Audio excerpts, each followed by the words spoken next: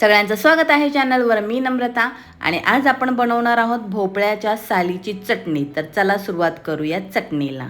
भोपळ्याची जी साल आपण काढून ठेवलेली ती आपण याच्यात भिजत घालणार आहोत. त्याच्या आधी टाकूया थोडंसं मीठ.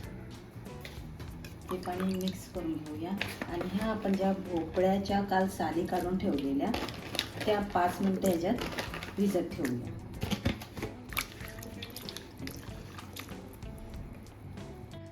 तर हे साली भोपळ्याच्या 5 ते 10 मिनिटं भिजत ठेवले होते मिठाच्या पाण्यामध्ये.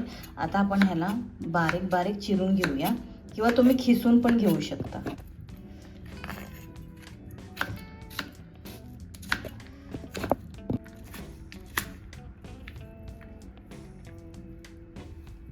अशा प्रकारे आपल्याला हे बारीक बारीक चिरून घ्यायचं. जास्त बारीक चिरायची गरज नाही आहे कारण आपण हे नंतर मिक्सरमध्ये वाटणारच आहोत. इथे पॅन ठेवलेला आहे. पॅनमध्ये मी घेतलेलं आहे थोडंसं तेल.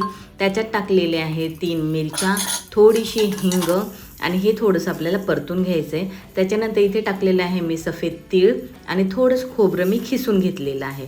तर हे आपल्याला चांगलं परतून घ्यायचं आहे आणि हे परतल्यानंतर आपल्याला टाकायचं आहे भोपळ्याच्या साली ज्या आपण चिरून ठेवलेल्या आहेत. हे टाकून आपल्याला प्रॉपर कुरकुरीत होईस्तोपर्यंत परतून घ्यायचं आहे.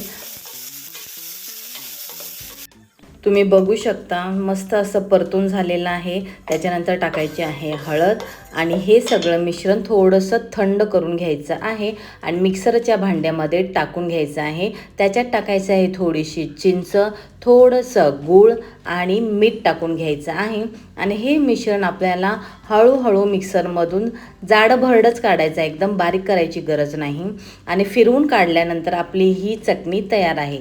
भोपळ्याच्या सालीची चटणी एकदम चविष्ट लागते. नक्कीच तुम्ही करून बघा. रेसिपी आवडली असेल तर नक्कीच लाईक करा, शेअर करा आणि सबस्क्राईब करायला विसरू नका. Thank you so much for watching.